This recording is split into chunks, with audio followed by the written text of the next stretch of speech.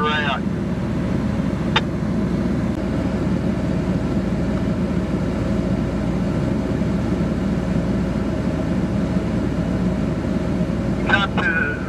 You'll be taking a hard ride.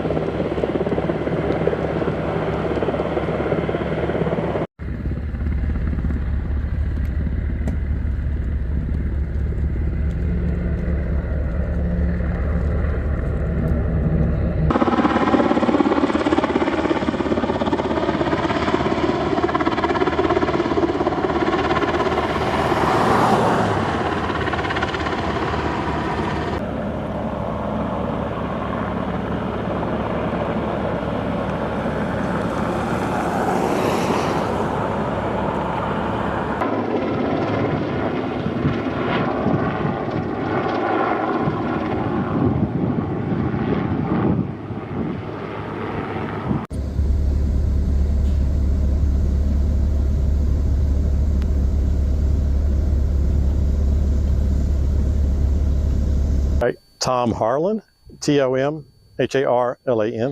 Public Information Officer for the Texas A&M Forest Service? That is correct. And as you were saying, this is kind of your temporary post. You're not always... That's correct, yeah. But for as far as this fire is, you're the person. That's right, yep. All right, tell us, what do you know right now? It's kind of an ongoing thing, but what do you know so far? Right now, the fire is at 500 acres. It's 25% contained. We have slowed down the forward progression, and we have dozers working on both flanks. There are 10 structures threatened. None destroyed, no injuries. We had 4 Fireball airplanes working the fire today, along with a helicopter with a bucket. We had 4 dozers, 2 engines, and several of the local fire departments were here helping out. Can you talk about how, I know we've got the TIFMAS, the interagency thing going on right now. I've seen crews from Dallas, all as close to Cleveland. Can you talk about what kind of difference that makes on a fire like this that is moving so fast? It makes a huge difference to have the skilled personnel come in and assist us get that, because there is a strike team. They come in and help us. They're skilled, they're well trained, and they can get the job done to help us out. Oh, you know what kind of training the volunteers have for this stuff like this? Do they train with bigger agencies or stuff? I'm not sure. I surely do, but I don't know the training they get. This one kind of started and got big pretty fast. Is that my understanding? Yeah, that's our understanding. We got the call, and it was about 20-acre fire. We got here in about an hour from Mineral Wells, and it was up to 300 acres. So it did grow quite quickly, but you had heat, the drought conditions, and the high winds that were pushing it along to really help it grow quickly. And how critical is it in the next couple of weeks? This triple-digit temps, dry, low humidity, for people to be very aware of what they're doing and not start fires. Right, and there are burn bans throughout the counties here. You need to obey the burn ban, because we don't want another fire to catch out like this. I mean, even if you're out driving a trailer with a chain that drags behind it, it could start a fire. So things are dry, windy. There'll be red flag days coming up. Just be very aware of what you're doing to mitigate the fire danger. Have y'all been able to investigate, or have they even had time to investigate what caused this one? We have not had time at this point. Do you know whereabouts it started? I don't know. Okay. We're trying to contain the fire and then work on that. What's the terrain like back in there? Or have you been back in there? I haven't been back in there, so I couldn't tell you.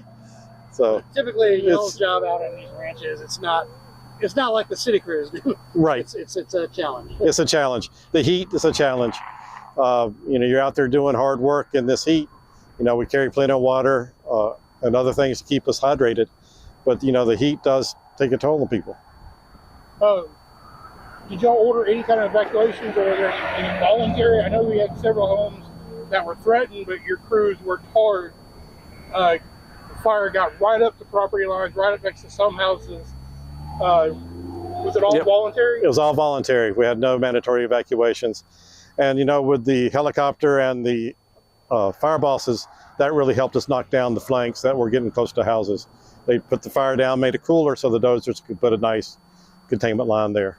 Do you know if Godley, because it kind of moved and kind of split at the same time, do you know if Godley and Crescent residents were kind of given the heads up of, hey, if we don't get this stopped soon, you may have to prepare kind of thing? I don't know. I just know that the voluntary, you know, evacuation was that. I can't think of anything else. If there's anything challenging to this one that you're aware of that made it particularly... Just the quick growth was a challenge. But, you know, once we got the dozers on it and started putting the lines in, we were, you know, working to get a handle on it. But, you know, the winds and the heat and made it grow very quickly. Doesn't make it feel too... I mean, it's not out yet, but so far a good outcome.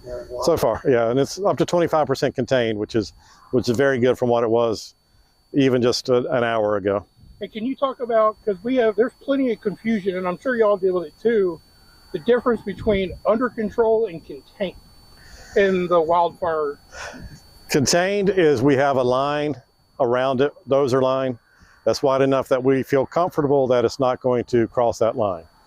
There will be smoke within that containment line, but we are confident that it's not going to get out. So that is when it's contained, you will still see smoke in the area until it is, you know, completely put out, and when, you know, we'll go through and mop up and make sure all the smokes are not there anymore. And that's in areas y'all call the black, where black. It's already burned, but there's still stuff smoldering, still has some heat in it. That's correct. In the black, it's not going to spread real quickly, but there's possible, you know, fuel there that's smoldering.